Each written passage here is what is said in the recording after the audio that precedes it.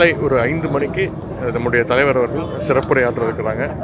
நான் வந்து ஒரு 4 மணி அளவில் நான் பேச இருக்கின்றேன்.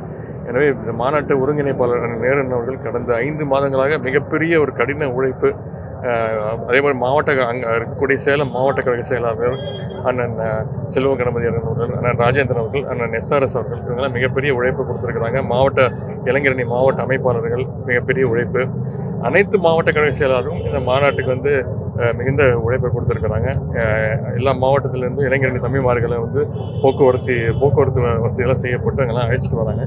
எனவே மாநாட்டை ஒரு மிகப்பெரிய ஒரு கூடி ஒரு நாள் இருந்து கலைந்து இல்லாமல் அந்த மாதிரி இல்லாமல் ஒரு கொள்கை கூட்டமாக இளைஞரணி தம்பிமார்கள் தயார்படுத்துகிற வகையில் இந்த மாநாடு நடக்க இருக்கு.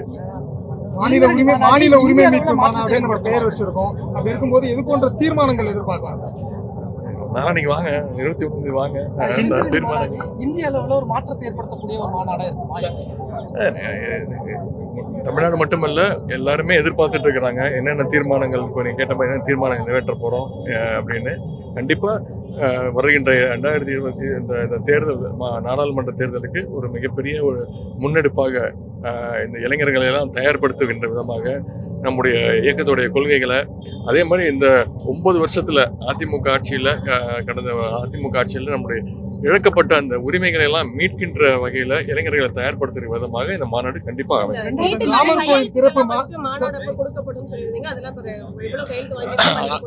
ஆரம்பிக்கும் போது 50 நாட்கள் 50 லட்சம் கையெழுத்துக்கள். இந்த நீட் தேர்வு வந்து அதுவும் நம்முடைய கல்வி உரிமை தான். அது 50 லட்சம் கையெழுத்துக்கள்னு பிளான் பண்ணோம். கிட்டத்தட்ட இப்போ 85 லட்சம் கையெழுத்துக்கள் வாங்கியிருக்கின்றோம். தபால் மூலமாகவும் இணையதளத்தின் மூலமாகவும் 85 லட்சம் கையெழுத்துக்கள் வாங்கியிருக்கோம். இதை வந்து மாநாட்டு மேடையில் தலைவர்கிட்ட ஒப்படைக்கிறோம். அதன் பிறகு தலைவருடைய ஒப்புதலை பெற்று டெல்லிக்கே சென்று, நானும் நம்முடைய இளைஞர் தம்பிமார்களும் டெல்லிக்கு சென்று குடியரசுத் தலைவர் வந்து அவங்ககிட்ட அப்பாயின்மெண்ட் வாங்கி அவங்ககிட்ட ஒப்படைக்கிறோம். ராமர் கோயில் திறப்பு இருக்கு இல்லையா சார், அதில் பங்கேற்பது அவர்களுடைய தனிப்பட்ட விருப்பம், அதை அரசியலா பார்க்கக்கூடாது அப்படின்னு சொல்லிட்டு அதிமுக சொல்லியிருக்காங்க. அவங்களுடைய விருப்பம். அவங்க கரை சேவைகள்லாம் எல்லாம் அமிச்சாங்க. கலைஞர் வந்து ஏற்கனவே சொன்னார், எங்களுக்கு வந்து நாங்கள் எந்த மதத்திற்கும் எந்த ஒரு நம்பிக்கைக்கும் எதிரானவங்க கிடையாது. அங்கே கோயில் வர்றது வந்து எங்களுக்கு பிரச்சனை கிடையாது. ஆனால் அங்கே இருக்கக்கூடிய அந்த மசூதியை இடிச்சிட்டு அங்கே கோயில் கட்டினது தான் எங்களுடைய எங்களுக்கு அந்த உடன்பாடு கிடையாது.